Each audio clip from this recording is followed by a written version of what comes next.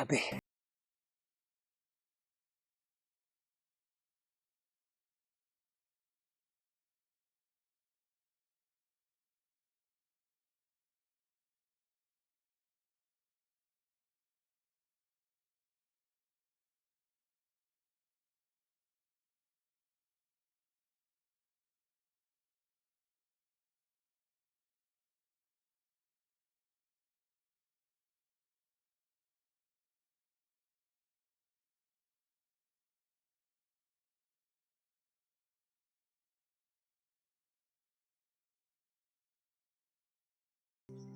Buti nakalayo ako kaagad sa kanila. Kailangan makalabas ako ngayon dito. Kasi itong area na ito, dito kami naambus ng mga kasama ko. At dito kami nagkakahiwalay lahat. Ito yung area na to. Dito kami inambus ng mga kalaban. Dito kami nagkakahiwalay. Wala kasi akong ibang madaanan palabas sa area na ito. Kasi kung doon ako sa kabila dumaan, may mga bagong recruit na mga bandido doon na nga nakaabang. Kaya napilitan ako nga dito na lang dumaan mga tol.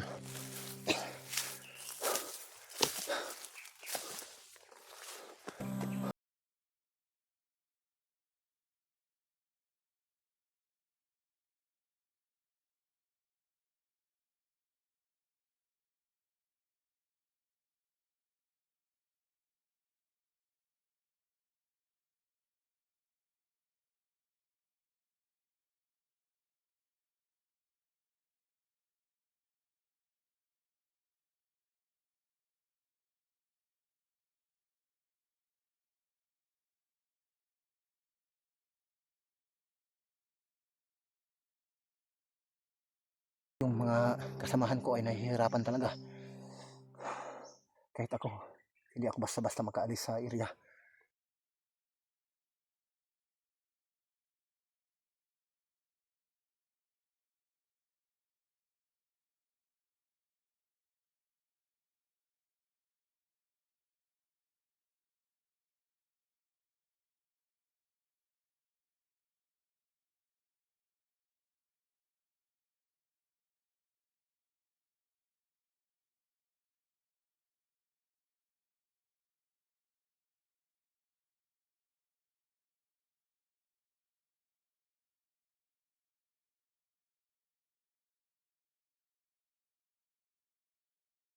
May bandido dito.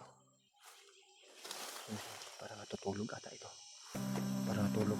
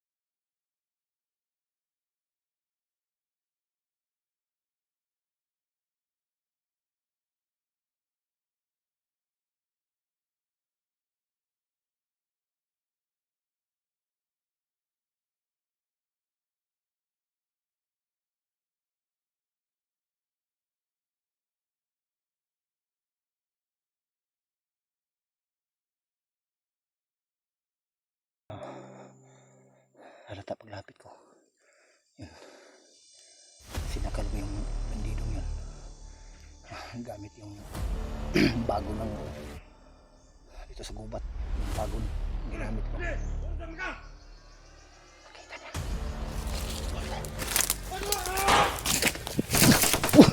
Uy! Sniper!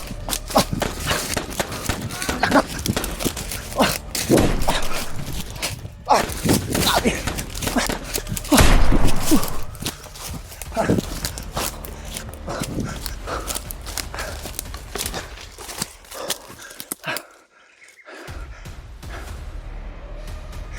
Nakita ng kasamahan niya nung pinatay ko yung sinakal ko mo tol.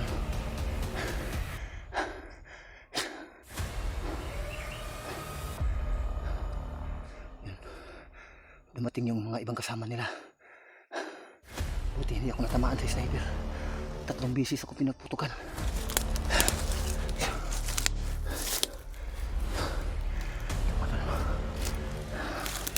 May isa dito naman ulit.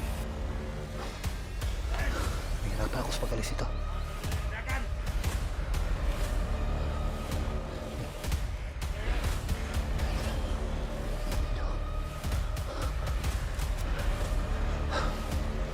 Paano ako makalabas dito? Dali pa lang nakaabang dito. Mahihirapan yung mga kasama ko kung bababa sila. May mga nakaabang pala dito sa daanan palabas.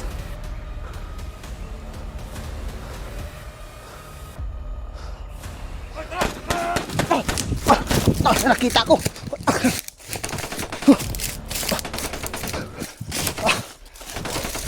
Yun, grabe yung baril. Lakas ng baril na.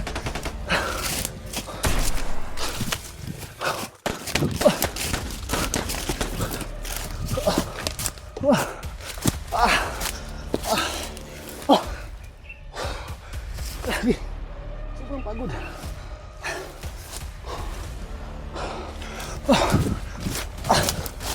Hindi na mabali yung ano ko.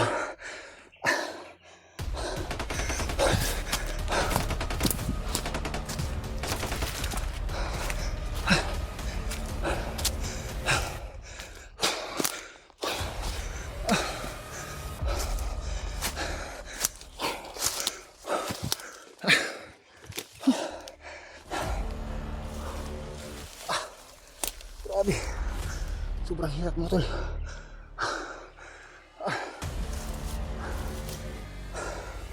Mula pa kagabi hanggang kaninang madaling araw hanggang ngayon, wala akong tigil sa paglakad, pagtakbo. Grabe, hirap na yung katawan ko. Sobrang uhaw, sobrang gutom. Parang nawala ng lakas ang aking katawan mga tol. Nanghihina na yung katawan ko. Sobrang pagod.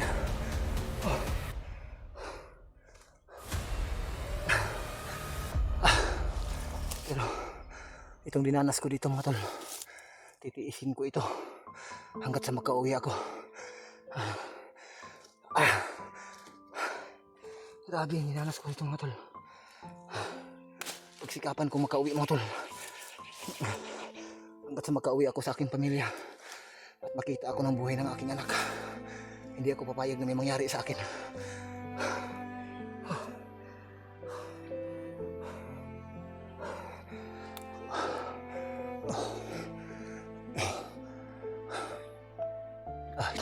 Muntik nang mabali yung ano ko. Paano na ito? Grabe. Napakalayo pa ng area. Dapat ako makalabas kaagad dito. Laging kalaban dito mga tol.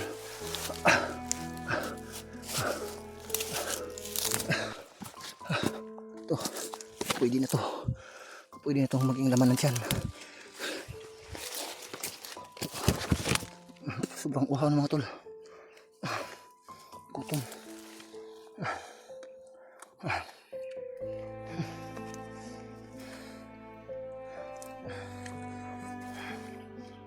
Mabasa lang yung lalamunan ko. Ayos na yun.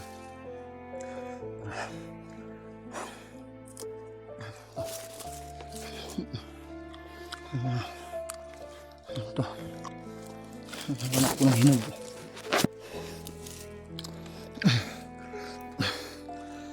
Grabe.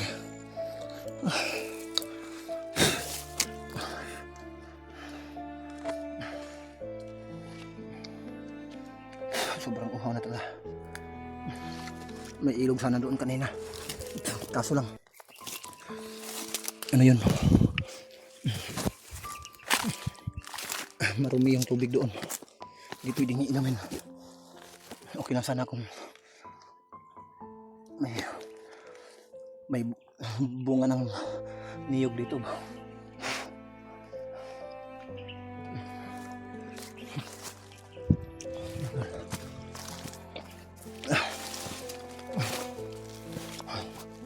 Ito siguro yung daan palabas.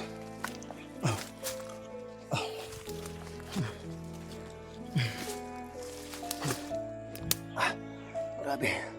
Grabe yung dinalasan mo dito.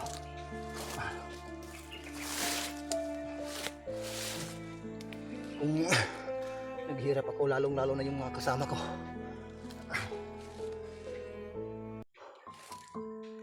Grabe yung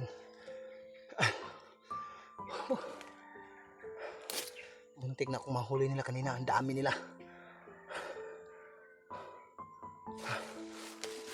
Dandahan tayo mga tol, baka masundan tayo. Maghanap tayo ng pwedeng pagtaguan.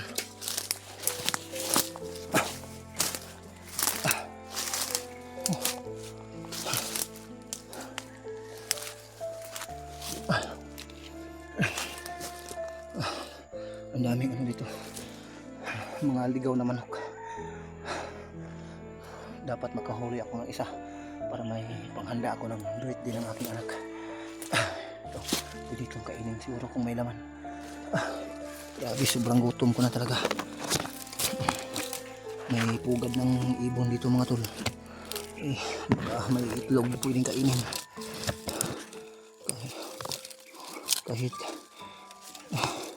kawawa naman yung may-ari ng pugad na ito. Titiisin ko na lang.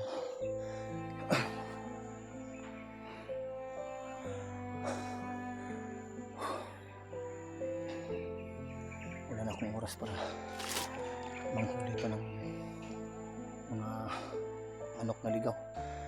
Kailangan ko yung makalabas ako dito. Makalabas ako kaagad dito. Grabe.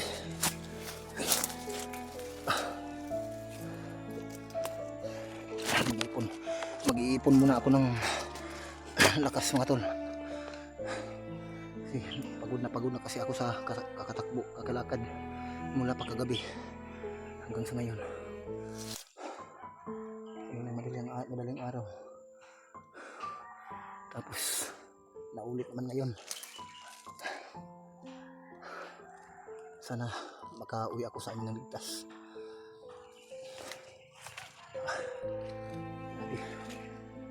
Parang nawala ng lakas yung mga binti ko at yung mga paa ko. Hirap na ako sa pagtatakbo.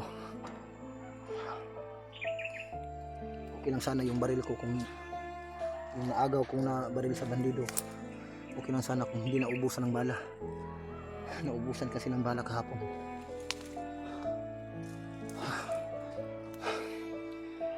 Pero kailangan pa rin magmasid dito. Baka may nakaano lang dito sa akin. Naka-abang dito sa akin. Grabe.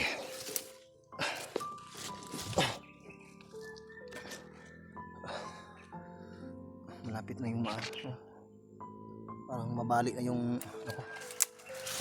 yung lalagyan ko ng cellphone.